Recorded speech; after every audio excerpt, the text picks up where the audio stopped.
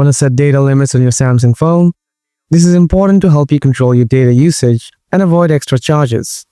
Hey, welcome to this video. I'll guide you step by step on how to set data limits on your Samsung phone. Let's get started.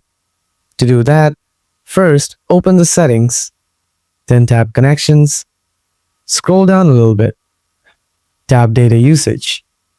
After that, tap billing cycle and data warning. Now toggle on the set data limit. After that, tap on data limit. From here, you can customize the data limit for your need. Let's say you prefer gigabyte to 10 GB, then tap set. From here, you can also set data warning time for the data limit warning. For that, tap data warning. Say you prefer gigabyte like 8 GB. Then tap set. That means when you use 8 GB of the 10 GB limit, you'll get a warning from your phone. So that's it. I hope this was useful. If you have any questions, feel free to ask in the comments below. Thanks for watching.